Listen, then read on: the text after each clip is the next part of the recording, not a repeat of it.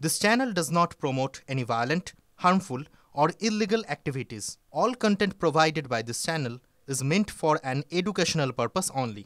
দক্ষিণ দমদম পুরসভার 16 নম্বর ওয়ার্ডের যুব তৃণমূল সভাপতির নাম বিএলও তালিকায়।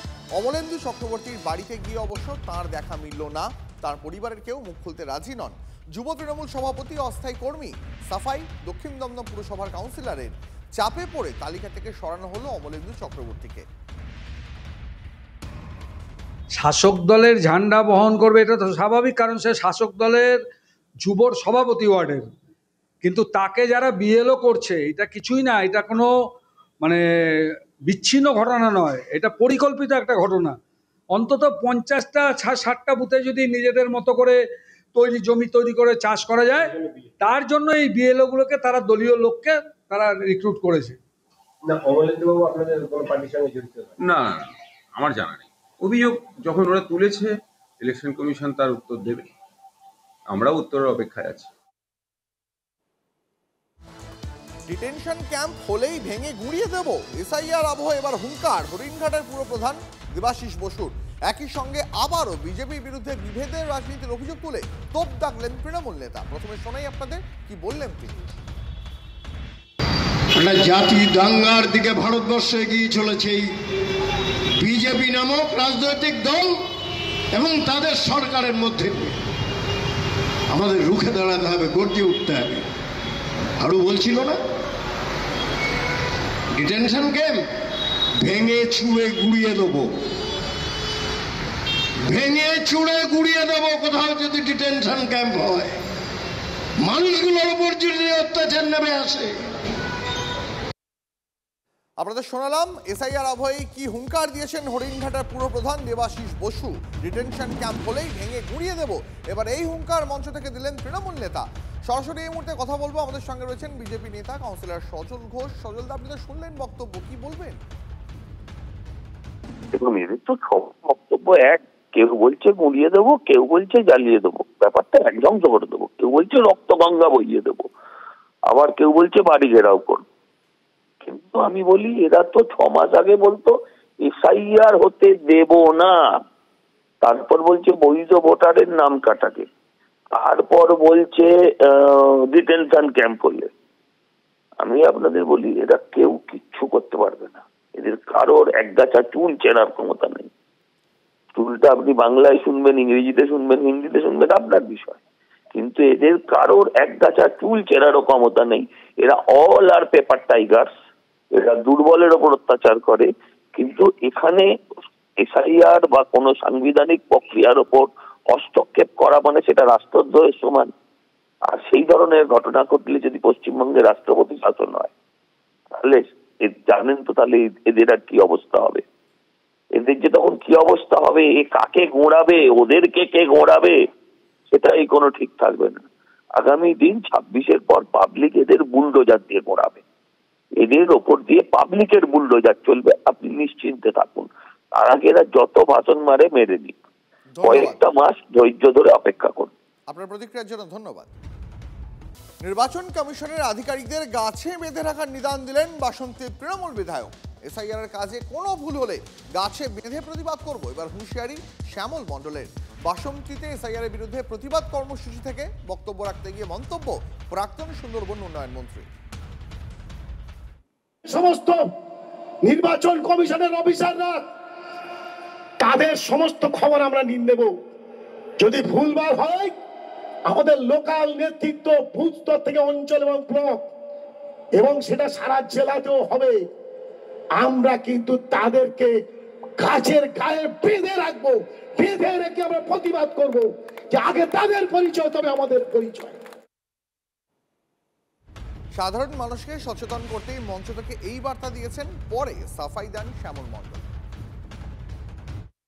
ভোটার তালিকা থেকে নাম, প্রকৃত নাম বাদ যাওয়া মানে তাদের নাগরিকত্বকে নিয়ে সবচেয়ে বড় প্রশ্ন উঠবে।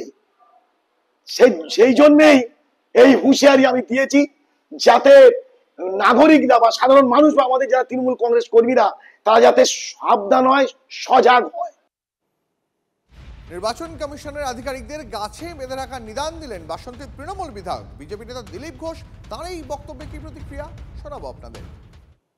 অনেকেই বলছে এখন বাবু যত বলে পারিষদ দলে বলে তার শত গুণ, যুবরাজ বলছেন, তো তার যারা চেলারা তারা আরও বেশি বলছে।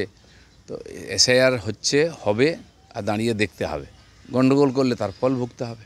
26-এ বিজেপি ক্ষমতা এলে ভারত বাংলাদেশ থাকবে না কাঁটাতার। এসআইআর আবহে বিজেপি সাংসদ জগন্নাথ সরকারের এই মন্তব্য ঘিরে জোর বিতর্ক। গত বৃহস্পতিবার মাটিয়ারি বানপুরে বিজেপির একটি সভা ছিল, সেখানে বেশ কয়েকজন ব্যক্তি পদ্ম শিবিরের নাম লেখান। কর্মীদের উদ্বুদ্ধ করতে নানা কথা বলেন জগন্নাথ। তার মাঝেই ভোটে জিতলে বাংলাদেশের সঙ্গে কাঁটাতার না রাখার কথা বলেন জগন্নাথ। আগে এক ছিল, আগামী দিনে আবার এক হয়ে যাবে, বিস্ফোরক মন্তব্য করে রাজনৈতিক মহলে তোলপাড় তুললেন রানাঘাটের বিজেপি সাংসদ জগন্নাথ সরকার। ইতিমধ্যেই তার এই বক্তব্যের ভিডিও সোশ্যাল মিডিয়ায় ভাইরাল। আমরা কথা দিচ্ছি যে এবার যদি আমরা জিতি, মাঝে বাংলাদেশের সঙ্গে কাঁটাতারের বেড়া আমরা রাখবো না। এক ছিল, আগামী দিন এক হয়ে যাবে। ঠিক তেমনি আর একটা কথা দিচ্ছি, যদি তৃণমূল জেতে সেক্ষেত্রেও বেড়া থাকবে না, কিন্তু সেটা বাংলাদেশ হয়ে যাবে। 26-এ বিজেপি এলে ভারত বাংলাদেশে থাকবে না কাঁটাতার। এসআইআর আবহে বিজেপি সাংসদ জগন্নাথ সরকারের এই মন্তব্য ঘিরে জোর বিতর্ক দানা বেঁধেছে। বৃহস্পতিবার মাটিয়ারি বানপুরে একটি বিজেপির সভা থেকে এই বক্তব্য রাখেন বিজেপি সাংসদ। সেখানে বেশ কয়েকজন ব্যক্তি পদ্ম শিবিরের নাম লেখান। তাদের উদ্বুদ্ধ করতে গিয়েই এই বক্তব্য জগন্নাথের। ভোটে জিতলে বাংলাদেশের সঙ্গে কাঁটাতার না রাখার কথা বলেন জগন্নাথ। আগে এক ছিল, আগামী দিনে আবার এক হয়ে যাবে, বিস্ফোরক মন্তব্য করে রাজনৈতিক মহলে তোলপাড় ফেলে দিয়েছেন রানাঘাটের বিজেপি সাংসদ জগন্নাথ সরকার। ইতিমধ্যেই তার এই বক্তব্য সোশ্যাল মিডিয়ায় ভাইরাল। এই মুহূর্তে আমাদের সঙ্গে তৃণমূল কংগ্রেসের রাজ্য সহ সভাপতি জয়প্রকাশ মজুমদার রয়েছেন। জয়প্রকাশ বাবু, আমরা বক্তব্য শোনাচ্ছিলাম রানাঘাটের বিজেপি সাংসদের। তিনি বলছেন বিজেপি ক্ষমতায় এলে 26-এ ভারত আর বাংলাদেশের মধ্যে কোনো কাঁটাতার থাকবে না, আগেও এক ছিল, পরেও এক হয়ে যাবে। কি বলবেন? না, প্রসঙ্গটা যদি এটা বিজেপির নীতি হয় তাহলে কাঁটাতার দেওয়া, রাখা কিংবা উঠিয়ে দেওয়া এর দায়িত্ব তো কেন্দ্রীয় সরকারের। কেন্দ্রীয় সরকারের তো যতদূর জানি বিজেপি আছেন, এবং এই যিনি বলেছেন জগন্নাথ সরকার, তিনি তো পার্লামেন্টের সদস্য। তার সঙ্গে রাজ্য সরকারের কি সম্পর্ক যে রাজ্যে ক্ষমতায় আসলে তবে কাঁটাতার সরিয়ে দেবো আমরা, বা কাঁটাতার থাকবে না? যদি কাঁটাতারের প্রয়োজনীয়তা না থাকে বা বিজেপির নীতি হয় যে সীমান্তে কোনো কাঁটাতার থাকবে না বা সীমান্তই থাকবে না, তাহলে সেটা তো আজকেই নরেন্দ্র মোদীকে বলে সেটা করতে পারেন। এটা তো কেন্দ্রীয় সরকারের আওতাধীন, এটা তো অন্তত জানেন তিনি। এইটুকুনি তো শিক্ষাগত যোগ্যতা আছে যে আন্তর্জাতিক সীমানা, বাংলাদেশ একটা স্বাধীন রাষ্ট্র, ভারতবর্ষ স্বাধীন রাষ্ট্র, সেই ভারতবর্ষের সঙ্গে বাংলাদেশের যে কাঁটাতারের বেড়া বা সীমানা রক্ষার যে প্রশ্ন, সেটা যদি উনি মনে করেন কোনো প্রয়োজনীয়তা নেই বা বিজেপির নীতি হচ্ছে কোনো সীমান্ত থাকবে না, এক হয়ে যেতে হবে, তাহলে সেটা নরেন্দ্র মোদীকে বলে উনি করান না। এর সঙ্গে রাজ্য সরকারের ক্ষমতায় আসা না আসার কি সম্পর্ক আছে? রাজ্য সরকারের আওতাধীন তো নয় এটা।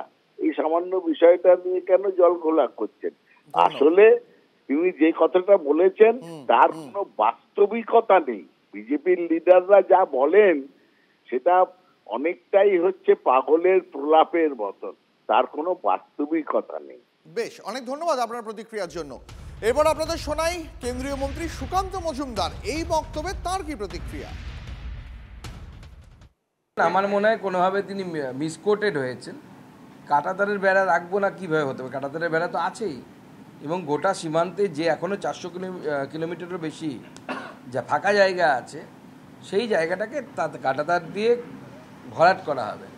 এক ব্র্যাকেটে রোহিঙ্গা আর আজাদ হিন্দ বাহিনী। এসআইআর এর বিরোধিতায় আজাদ হিন্দ বাহিনীকে অপমান ব্রাত্তর। রোহিঙ্গা অনুপ্রবেশকারী প্রীতি দেখাতে গিয়ে আজব যুক্তি শিক্ষামন্ত্রীর গলায়।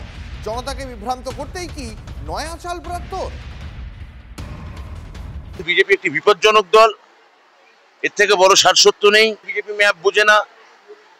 এসআইআর যে আপনাদের বলি মায়ানমার থেকে যদি রোহিঙ্গারা এখানে ঢোকে, ভুলে যাবেন না মায়ানমার মানে বার্মা, বার্মা থেকে ওই রাস্তা কলকাতা আসার রাস্তা, পশ্চিমবঙ্গ এই রাস্তা হচ্ছে আজাদিন ফৌজ আসার রাস্তা। সেই রাস্তাকে বিদ্রুপ করছে বিজেপি। ওই 4টে রাজ্যে কেন এসআইআর হবে না, খালি বাংলায় হবে ভোটের দিকে তাকিয়ে, এটা বিজেপির এই রাজনীতি ঠিক নয়। শিক্ষামন্ত্রীর এই বক্তব্যের সমালোচনায় কি বলছেন বিজেপি নেতা সজল ঘোষ, শোনাবো আপনাদের। প্রাপ্ত বসু শিক্ষিত লোক, এটা নিয়ে কোনো কনফিউশন নেই। ভদ্রলোকের মুখে যদি এই ধরনের কথা শুনি যে রোহিঙ্গারা যে পথে যেখানে থাকে সেই পথ থেকে নেতাজি এসেছিলেন, মানে কি একে তো আর বলতে পারবো না যে কালকে রাতে নেশা এখনো সকালে কাটেনি, কিন্তু এটা ছাড়া আর অন্য কিছু বলার মতনও থাকে না। এটা বললে খানিকটা অন্তত শিক্ষার মানটা সেভ হয়। এই যে লোকগুলো মানে কোন জায়গায় নেমে গিয়েছে, উনি একজন অধ্যাপক ছিলেন, এই মানুষগুলো নিজেদেরকে এইভাবে ক্ষমতার কাছে বিক্রি করে দিতে চাইছে। তাদের থেকে বোঝা যায় যে আমাদের দেশে এসআইআরটা, রাজ্যে এসআইআরটা কত জরুরি, যে কিভাবে এসআইআরটাকে আগড়ে একটা সরকার বাঁচতে চাইছে।